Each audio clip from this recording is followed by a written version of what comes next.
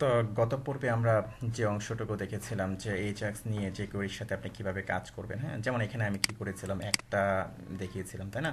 তো যেমন আমি যদি এটাকে ছোট করে ফেলি, আমার যে এডিটরটা আছে, হ্যাঁ, আমি এটাকে যদি ছোট করে ফেলি এরকম,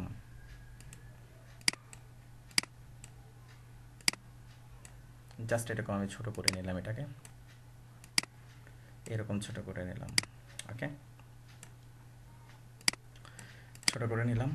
তো এখন এই যে আমার এক্সএমএল যে ফাইলটা আছে, হ্যাঁ, এক্সএমএল ফাইলের মধ্যে আহ, আমি কিছু ডাটা দিয়েছিলাম। তো এখন এটাকে যদি আমি আবার কপি করি, হ্যাঁ, এমপ্লয়িকে কপি করে যদি আমি আবার এখানে দিই, যেমন সাপোজ এখানে আমি যদি লিখি যে আকবর হোসেন,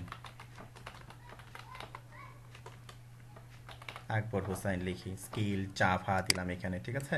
তো তারপরে এখানে দিলাম সাপোজ কোম্পানি, কোম্পানি নেই, সাপোজ আমি শুধু দিলাম যে স্টুডেন্ট, স্টুডেন্ট বা নো কোম্পানি, সেভ দিলাম। তো সেভ দেওয়ার পরে দেখুন আমি এটাকে সেভ দেওয়ার পরে এই যে এখানে জাস্ট আমি এটাকে রিফ্রেশ করলাম, রিফ্রেশ করার পর কিন্তু আসছে।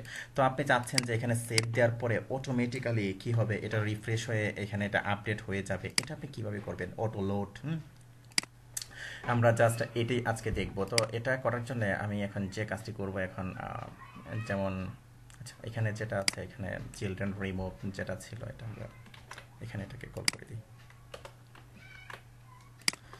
ওকে, তো এখানে অ্যাপ অ্যান্ড ইরোরটা দিয়ে সাপোজ যখন এটা কোনো ডাটা পাবে না, যখন, হ্যাঁ, এখানে তো আমরা একটা ইরোর সলভ করেছি, তো এখানে যখন সে ডাটা পাবে না তখন কি করবে? তখন সে এখানে একটা ইরোর শো করবে। সাপোজ এটা আমি লিস্ট আকারে দিলাম, ওইটার সাথে অ্যাপেন্ড হয়ে যাবে, যেহেতু এলআই এর সাথে ইউএল এর সাথে এলআই আকারে অ্যাপেন্ড হবে। তো এখানে আমি দিলাম যে দেয়ার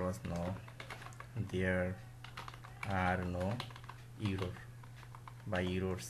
হুম, তো জাস্ট আমি দিয়ে নিলাম এখানে, হ্যাঁ, অথবা there is no error, is no not any error, অথবা there is no error, just আমি এরকম দিয়ে নিলাম। অর্থাৎ আপনারা জাস্ট এটা করবেন আর কি। ওকে, ফাইন। তো এখানে রিফ্রেশিং ছাড়া কিভাবে আপনি এক্সএমএল অটো আপডেট করলে কিভাবে এটা চলে আসবে, এটা আমরা এখন করব। তো তার জন্য আমি এখন একটা কাজ করি, আরেকটা আমি কাস্টম ফাংশন আমি তৈরি করব, যে করি ফাংশন, সাপোজ ফাংশন দিলাম যে অটো লোড অথবা অটো লোডার, আপনার মতো আপনি করবেন। জাস্ট আমি আপনাদেরকে দেখাচ্ছি, জাস্ট আপনারা প্র্যাকটিস করে করে এগুলো আপনারা ঝালাই হবেন, আপনাদের মতো করবেন। তো এখন এটা যে কাজটি করতে হবে, এখানে এখানে আপনাকে অবশ্যই একটা সেট টাইম আউট ফাংশনটা আপনাকে কল করতে হবে, সেট টাইম আউট। ওকে, সেট টাইম আউট। তো সেট টাইম আউটের আবার দুটা প্যারামিটার হবে, কমা দিলাম। একটার মধ্যে হবে আপনার ফাংশনটি অ্যানোনিমাস ফাংশনটি, আরেকটার মধ্যে হবে সাপোজ আপনার মিলি সেকেন্ড, আমি 100 মিলি সেকেন্ড আমি দিয়ে নিলাম এখানে। তো এখানে হবে ফাংশন ফাংশনটা হবে এখানে। জাস্ট আমি এখানে দিলাম। তো ফাংশনটার মধ্যে কি হবে, ফাংশনটার মধ্যে আপডেট হবে কোন ফাংশনটা, এটা, তাই না? এটা আপডেট হবে। তো এই কারণে আমি জাস্ট আলাদা করে করেছি, কাস্টম ফাংশন তৈরি করে করেছি।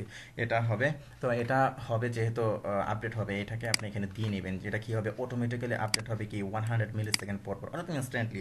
1000 দিলে বেশ একটু লেট হয়ে যায়, তো যাই হোক এটা হবে। তো আমি চাচ্ছি যে কি হবে, এই যে আমি অটোলোড ফাংশনটি তৈরি করেছি, হ্যাঁ, সেও কি হবে, নিজেকে নিজে কল করবে কত 100 মিলি সেকেন্ড পর পর কল করবে নিজেকে নিজে। এটাকে আমি এখানে কি করলাম, দিয়ে নিলাম। ওকে, তো এখন অটোমেটিক্যালি লোড হবে কখন, যখন আপনি এই যে অটো লোড আমরা তৈরি করেছি অটো লোডার, এটাকে আপনি কি করবেন, এই যে ঠিক এই যে এখানে এর মধ্যে আপনি কি কল করে দিবেন, হুম, এখানে কল করে দিবেন। ওকে, ফাইন।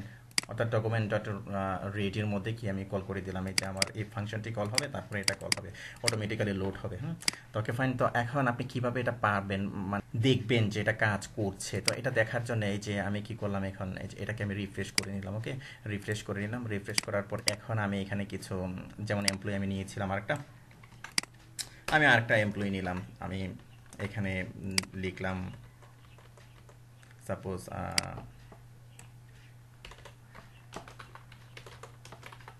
আব্দুল বারি স্যার। ওকে, আব্দুল বারি স্যার লিখলাম। তো এখানে লিখলাম যে জাভা, তারপরে আইটিভি বিআইএসিডাব্লিউ দিলাম। ওকে, তো এখন দেখুন আমি জাস্ট কি করবো, এখানে সেভ করবো। সেভ করার পর এখানে দেখবেন যে আমি এই যে অটোমেটিক্যালি চলে আসছে, হ্যাঁ, 100 মিলি সেকেন্ড পরে। তো আমি যদি এটাকে আবার উঠিয়ে দিই, উঠিয়ে দিলাম। উঠিয়ে দেওয়ার পর দেখুন আমি এখানে কি দিয়েছিলাম, এখানে কিন্তু দিয়েছিলাম কি 100 মিলি সেকেন্ড দিয়েছিলাম টাইম আউট, তাই না? তো আমি এটাকে কি উঠিয়ে দিলাম, উঠিয়ে দেওয়ার পর সেভ দিলাম, দেখবেন অটোমেটিক্যালি এটা চলে যাবে 100 মিলি সেকেন্ড পরে। আশা করি বুঝতে পেরেছেন। তো আমি এখানে একটা দিলাম, সাপোজ আমি আর একটা দিলাম, এখানে দিলাম suppose Mushahid sir, Mushahid sir. তো মুশাহিদ স্যার দিলাম। তো এখানে দিলাম জাভা, এখানে দিলাম জাভা কনসালটেন্ট, কনসালটেন্ট দিলাম আমি এখানে। তারপরে আইটিভি বিআইএসসিডাব্লিউ দিলাম, তিনটা দিলাম। তো আমি এটাকে সেভ দিলাম।